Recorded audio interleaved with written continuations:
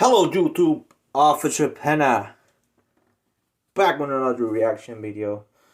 I haven't done a lot of reactions in English. Let me start doing it.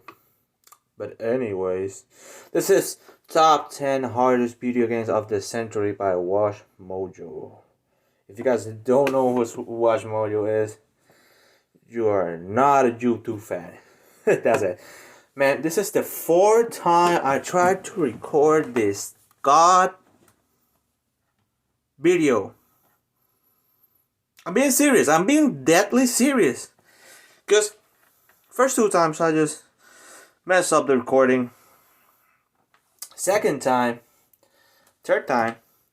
I recorded a 30-minute video and my mic was off. That's all I'm gonna say. Let's get straight into it. The phrase rage quit exists for a reason. Welcome to Watch Mojo, and today we'll be counting down our picks for the top 10 hardest games of the century.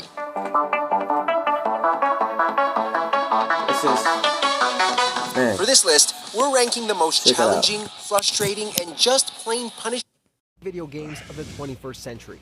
To be clear, the focus will mainly be on the default settings rather than any modes designed specifically to be cruel.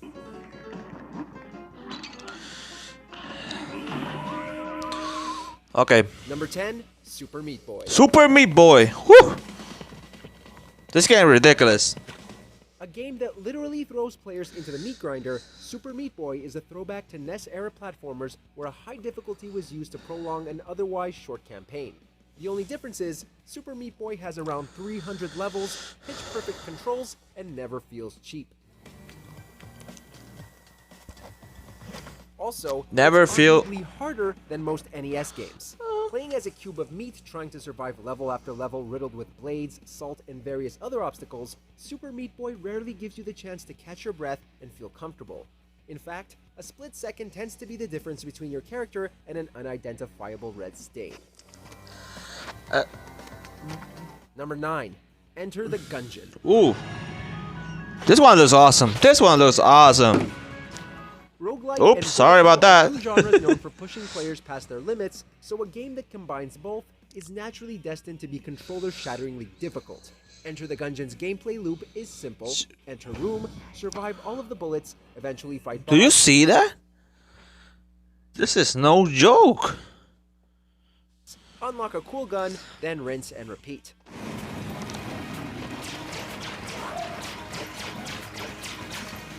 Loot and enemies are randomly generated, so the weapons at a player's disposal are typically dependent on a roll of the dice. Well, you don't always score 6. While certain items can be permanently bought, Gungeon's roguelike element means failure comes at a hefty price. Number 8. God Hand.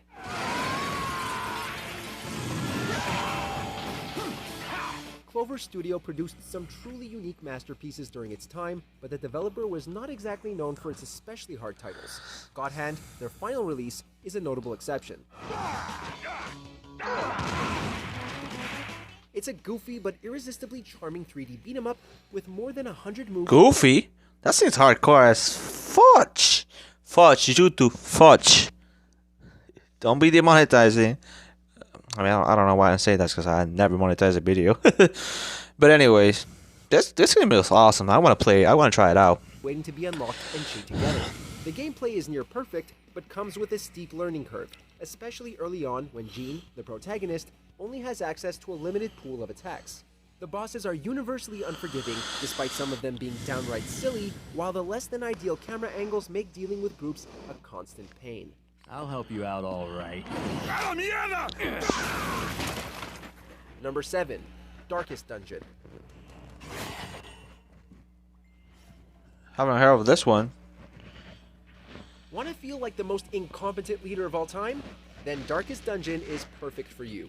A turn-based RPG with leveling up, status effects, and team building, Darkest Dungeon's unique difficulty stems from the fact that permadeath is a thing.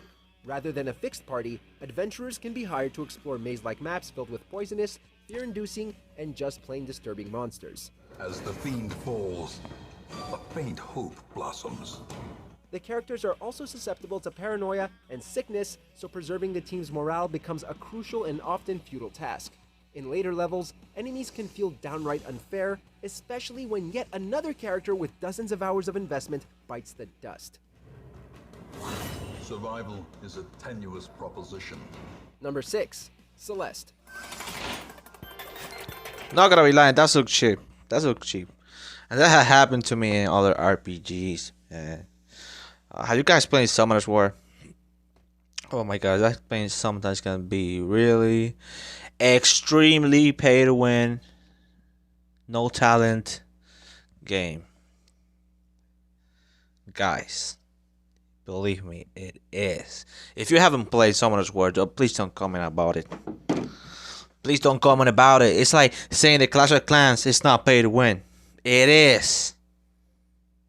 Back to the video. Like Super Meat Boy earlier, Celeste is a game where the controls are polished to perfection, yet still requires precise skill from the player. Madeline must climb a mountain while avoiding spikes, timing mid-air dashes, evading horrifying enemies, and working against strong winds. And all of that is just the easy base game.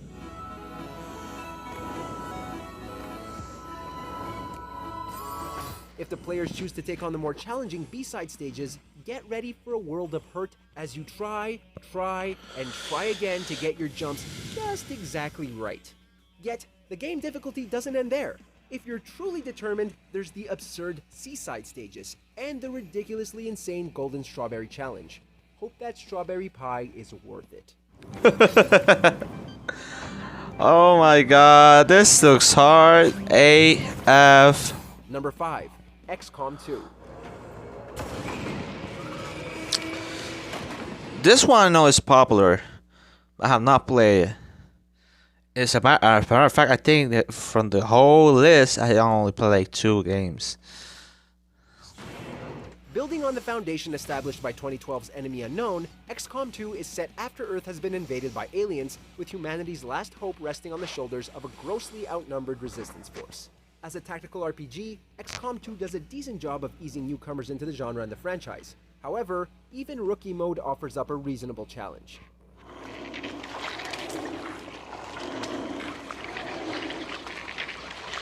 What the? As the Resistance Force's commander, it's the player's job to select the right soldiers for each mission, and this is one of those games where death is not reversible. The maps are also procedurally generated, so each playthrough provides new and exciting ways to mess up.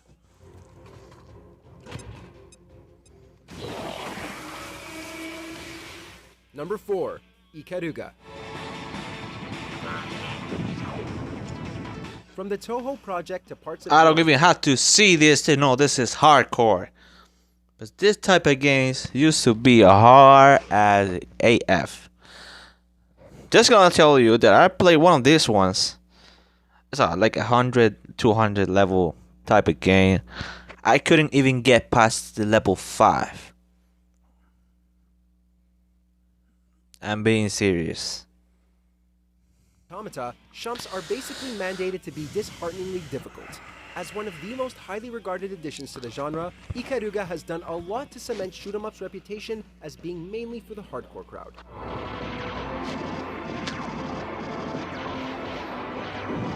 Twitch reflexes are obviously crucial, but Ikaruga sets itself apart due to the mechanic that permits the main shift to switch polarity between black and white, providing immunity to the same colored enemies.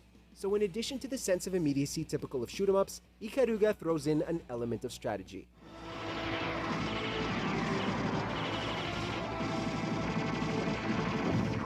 Number 3.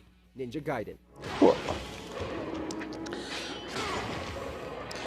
This is a real game. Oh yeah.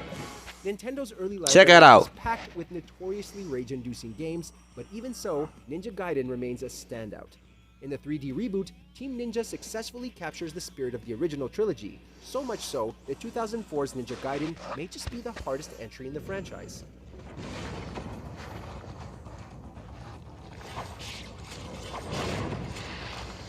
Right from the opening level, enemies spawn from everywhere and show absolutely no mercy.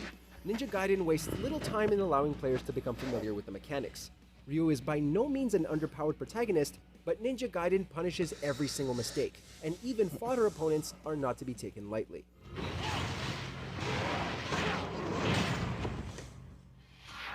Number 2, Cuphead.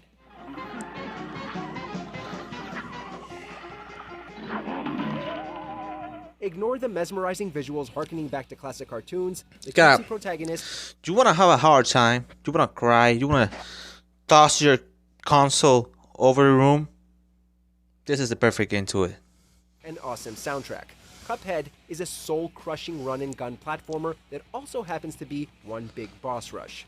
Just Even though look some at that! opponents are slightly more manageable than others, every boss goes through numerous phases, with each one being exceptionally harder than the last. Oh my god, this is awesome, man! Failure is to be expected, as memorizing a boss's often complicated attack pattern is vital to standing any hope of victory. Cuphead will have each and every single player begging to make a deal with the devil to finally get past King Dice or Dr. Call's robot. No kidding. Not quite at the end yet. Almost there though. Just be sure to subscribe to our channel and ring the bell to be notified about our latest videos. Alright, back to business. Do so. Number 1, Sekiro, Shadows Die Twice. Sekiro. Woohoo! Guess Mag. Considering that pretty much any challenging game is automatically compared to Dark Souls, the fact that a From Software title takes the top spot should come as no surprise. While Bloodborne is also ruthless, Sekiro takes the cake by denying the players the... No way. No way Bloodborne is harder than actual Dark Souls. Don't tell me that. Bloodborne was the easiest. This is my rating. I know this video is not about that, but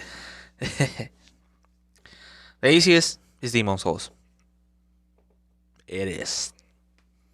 The second easiest, I'll say, is like a tie in between Dark Souls 3 and Bloodborne. That's my opinion. Then Dark Souls 2, then Dark Souls. And then Sekiro. The hardest. Demon Souls is like... Yeah, I say easiest. I played Demon Souls. I used to pass Demon Souls. Like... I have passed it like 20 times, no kidding. Possibility to grind endlessly or switch to a different playstyle. In Sekiro, you either learn how to parry or embrace defeat. Learn how to parry or die. Literally.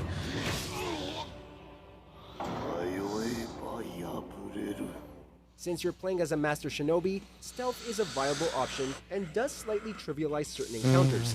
However, bosses, and even mini-bosses, hit hard, fast, and relentlessly. The base game is so crushingly difficult, there is barely any point in mentioning the Demon Bell that serves as a harder mode. No way I'm doing that. No way I'm playing the hardest. No, no, no. In the mood for more awesome gaming content? Anyways, this is all about this video. If you want anything like this again, please hit that like button, comment what you want, hit the bell. See you guys next time. Officer Penna out of here.